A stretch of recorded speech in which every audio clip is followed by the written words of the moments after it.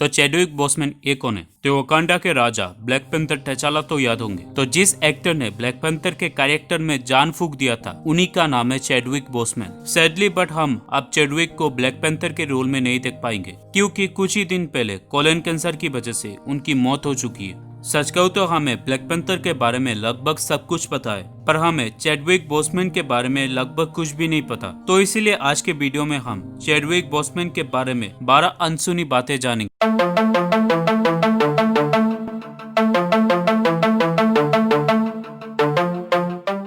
Chadwick Boseman का पूरा नाम चैडविक एरॉन बोसमैन है। चैडविक के पिता एक पुराने फैक्ट्री में काम करते थे और पार्ट टाइम में फर्नीचर्स का बिजनेस करते थे। वही चैडविक की माँ एक नर्स थी। चैडविक के 3 भाइयों में वो सबसे छोटे हैं, पर एक इंटरव्यू में चैडविक ने कहा था कि उनके इतने कजन है कि वो गिन तक नहीं सकते। इवन उन्होंने ये भी बोला था कि उनके दादी के मौत के समय चैडविक के कजन्स की संख्या थी 115। Oh my God! Wow!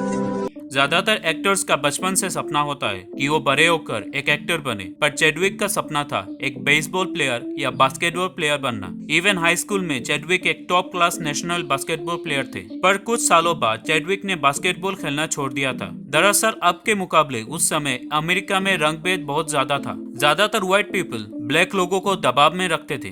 इसी भेदभाव की वजह से चैडविक के बेस्ट फ्रेंड, जो खुद एक बेहतरीन बास्केटबॉल प्लेयर था, उसे दिन दहाड़े खून कर दिया गया था और चैडविक को भी डेथ थ्रेट्स मिलते थे। तो इन सब वजह से ट्रॉमेटाइज होकर चैडविक ने बास्केटबॉल खेलना छोड़ दिया था।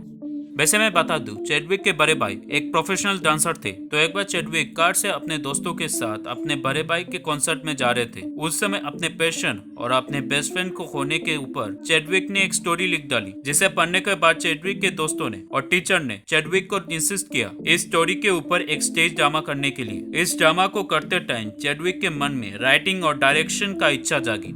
अपने दिल के अरमान को पूरा करने के लिए चैडविक ने हार्वर्ड यूनिवर्सिटी में bachelors of fine arts in directing में एडमिशन लिया। पर पहले साल ही चैडविक को डायरेक्शन से बोरियत होने लगी। स्पेशली लाइटिंग, कैमरा एंगल, ये सब उन्हें समझ में नहीं आता था। जब चैडविक के मेंटर फिलिशिया राशाद को इस बारे में पता चला तो फिलिशिया ने चैडविक को यह एडवाइस दिया कि एक अच्छा डायरेक्टर बेशक लाइटिंग और कैमरा एंगल के ऊपर महारत रखता है, पर इन सबसे ज्यादा एक अच्छा डायरेक्टर ये जानता है कि एक्टर्स को यूज कैसे करे। और इसीलिए एक्टिंग की बारीकियां जानने के लिए चैडविक ने थिएटर ज्वाइन किया। यूनिवर्सिटी में पढ़ते समय चैडविक को ऑक्सफोर्ड यूनिवर्सिटी में एक वर्कशॉप ज्वाइन करने का मौका मिला था, पर लंदन जाने के लिए चैडविक के पास पैसे नहीं थे। तो चैडविक लंदन जा पाए, इसीलिए फिलिशिया ने फंड राइज किया और इस फंडिंग में सबसे ज्यादा डॉलर डोनेट किया था लेजेंडरी एक्टर डेंजल वाशिंगटन ने। इस बात को जानने के बाद चैडविक बोसमैन ने कसम लिया एक दिन वो डेंजल वाशिंगटन से कुछ न कुछ बनकर ही मिलेंगे, और चैडविक ने अपना कसम पूरा किया। 2019 में AFI अवार्ड के स्टेज पर और उस अवार्ड शो में चैडविक ने सबके सामने इस इंसिडेंट को शेयर करते हुए डेंजल वाशिंगटन को शुक्रिया भी बोला था। बोसमैन ने थर्ड वॉच के जरिए पहली बार टीवी सीरियल्स के दुनिया में कदम रखा, पर उस शो में बोसमैन ने सिर्फ एक ही सीजन में काम किया था। दरअसल इस शो में चैडविक के कैरेक्टर को टिपिकल ब्लैक कैरेक्टर की तरह दिखाया गया था, मतलब या तो बुरा या फिर बुराई का साथ देने वाला।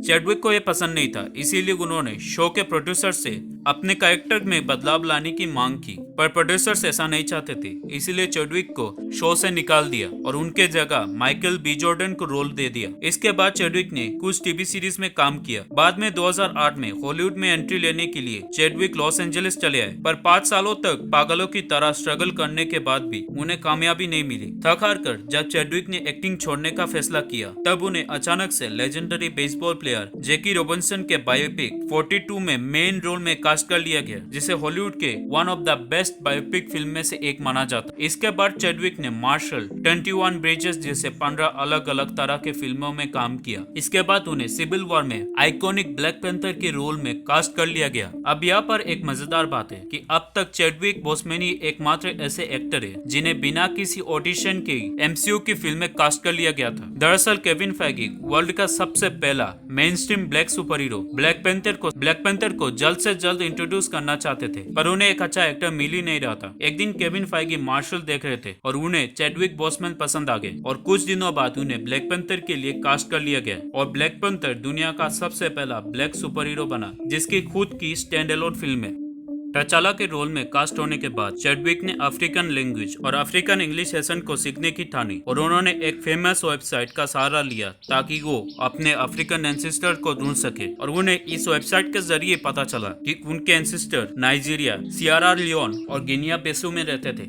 सिविल वॉर में ब्लैक पैंथर के सूट में चैडविक को बहुत ज्यादा मुश्किलें होती थी। कई बार गर्मी और ठीक से सांस न लेने की वजह से चैडविक सेट पर ही बेहोश हो जाते थे। इस बात को ध्यान में रखकर ब्लैक पैंथर फिल्म में ब्लैक पैंथर के दोनों सूट्स यानी टचाला और किलमंगर के सूट को पूरी तरह से बीएफएक्स के इस्तेमाल से दिखाया गया है और बिना बीएफएक्स के नैनोबॉट्स को दिखा पाना भी नामुमकिन है। अब ये मत बोल देना कि तुम लोगों को पता नहीं था कि ब्लैक पैंथर के फिल्म में ब्लैक पैंथर के दोनों सूट्स नैनोबॉट से बने हैं।